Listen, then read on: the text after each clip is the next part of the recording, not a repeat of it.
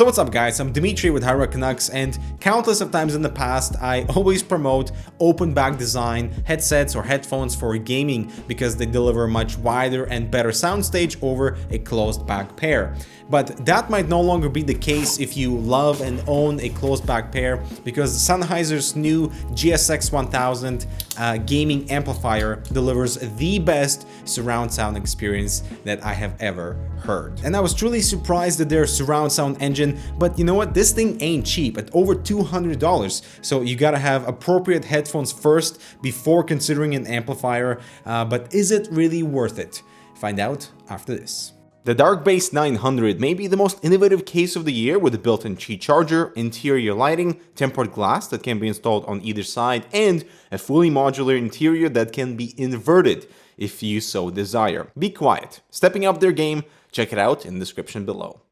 Unboxing of this thing is straightforward. You get just a GSX 1000 unit and a red 1.2 meter USB cable. I feel like we've gotten a little bit spoiled by pointless accessories included on gaming products, that having only what you need is kind of refreshing to see. Although I would consider this cable to be short, it's great for like a notebook user, but with my PC I wish the cable was longer. The amplifier is quite small, it is mainly plastic. Visually it should fit no problem under a monitor or beside the keyboard, plus the square format is nice to neighbor beside other gear. Some glossy parts though are unfortunately present around the silver aluminum volume dial, which is in the worst spot for gloss, as particles and dust just accumulates here in this cavity. The base is not heavy, it's not like a paperweight, and the rubber at the bottom kinda secures the amp in place, but it's just too easy to move around with a headphone cable. It can be angled for a better sight of the display, but again, it's not well grounded. The I/O is at the back, which cleans up the face of the unit with a micro USB for power. We have headphone and mic inputs, plus an additional 3.5mm audio source that they call for loudspeakers, for example. Now, I initially thought at this price it would be nice for a 1/4 inch headphone output to be included, but this amp is a gaming sound card first before even considered to be like a replacement for many other desktop amps. For one, headphone impedance between 16 and 150 ohms are recommended, making this not exactly suitable for high-end stuff like HD 800 or even the HD 650s. These headphones are 300 ohms, and there's just not enough power at full blast to get satisfying results out of these headphones. So what this amp is fantastic for are gaming headsets that drive my Game One absolutely no problem. The same goes for their new GSP 300 headset, and my other non-gaming pair, the HD 598s, all sound absolutely phenomenal through the amp. You get more breathing room for higher volumes with no distortions, and I would say the majority of mid-range headphones would be a fantastic fit with the GSX 1000. But what makes this a gaming amp is Sennheiser's surround sound engine that blends beautifully with a simple plug-and-play solution. It's driverless, and all of the features are easily accessible on the capacitive touchscreen that dimly shows the volume but wakes up when you hover your hand over it. It's quite cool. Initially, I was skeptical of this driverless nature because I do like to play around with my EQ curves and really just fine-tune my sound signature to my liking, but I realized the simplicity of it just working out of the box is appreciated, plus it works on a Mac too. The volume dial is very smooth, it's aluminum, it's also very light and has minimal resistance. Fine-tuning at 2% increments is okay, the wheel doesn't spin out if you try to, and I only wish that we had a mute function like double tapping on the volume indicator, but the only way to mute your source is through your other gear. On the top left is our source switch between headphones and additional loudspeaker out. Beside that are 4 presets: gaming, music, movies, and just default. And the bottom row is where that magic toggle is located between 2.0 or 7.1 channel sound that enables front or rear emphasis and surround mode, plus room scale adjustment on how much reverb you want in your audio, indicated by the pluses. And finally, we have a mic pass-through toggle if you want to hear yourself in voice chat, a feature that I love for closed headsets. There are 4 more toggles, one in each corner, that enable some built-in presets which you can override with your own by holding it for 5 seconds, but these are really poorly placed because they are super easy to accidentally activate while you're adjusting other settings. So I would love to have an option to disable the corners that I'm not using or remove the sensitivity on how they're activated. And by far the best feature here is that magical 7.1 toggle. Instead of hearing audio environment by your ears over here, everything literally expands. The audio atmosphere grows to the point of making you feel like the walls are the speakers, and this is achieved without sacrificing on the sound signature, as everything still sounds natural, and that is very difficult to achieve. For example, standing in the middle of the forest in Witcher 3 to hear wolves running around you, wind in the air, branches being broken, you can feel the scale of this environment, but yet they still sound very natural, like they should sound, but in a much more open atmosphere.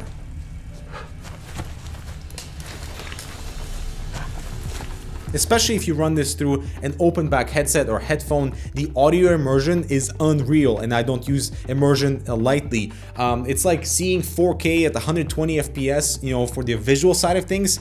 It's kind of like that relevant on the audio side of things. It's just utterly fantastic experience. And what I really love is, you know, Sennheiser's put in the work for the surround sound engine to sound natural and not hollow, not tinny, and not concert-like effect that many other surround sound engines sound like. Particularly if you're looking to improve the ambience of the games you play, or just revisit some games that have fantastic audio engines, BF1 is just wow.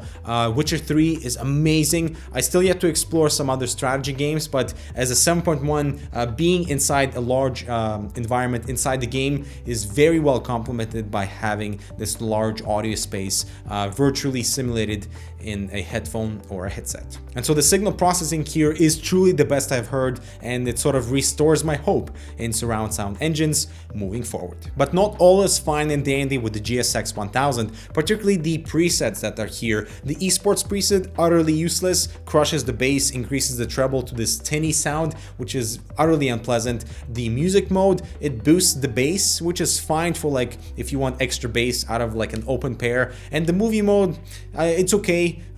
Just something doesn't feel right there, so I always reverted back to the natural sound preset. I'm happy that the core component of the GSX 1000 is solid, truly the best surround sound engine that I've ever heard, and most of the time I leave it to 2.0 for music and movies, but going to the 7.1 for gaming if you really want to get that truly immersive atmosphere that you potentially have never heard before, that is delivered very well even for a closed back design headset that usually suffers from like a narrow sound stage.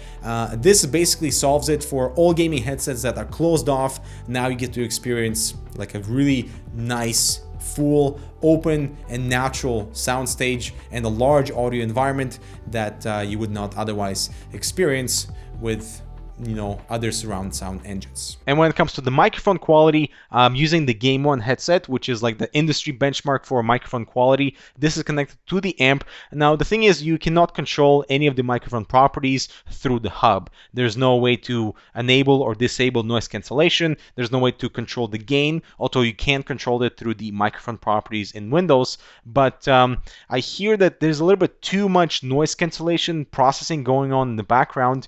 It does sound clean and there's no hiss, but I wish that it was a little bit more detailed in the voice, because when I connect it to my motherboard, it sounds a lot better because there's no processing involved. And so this is what the microphone sounds now when connected to my motherboard. It's a little bit more natural sounding, but just notice how much more background noise there is.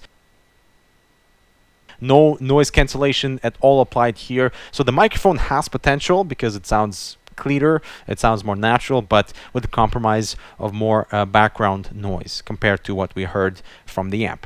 And that is it for this video. If you are in the market for a sound card, I would highly recommend you look into this, particularly for the 7.1 channel toggle. That magic toggle is amazing. But for the rest of the stuff, you know, everything else is kind of like add an extra, and I wish that it was a little bit more refined on those other features, like those presets. But let us know if you're still interested. I'm Dimitri with Canucks. See you in the next video. And by far the best...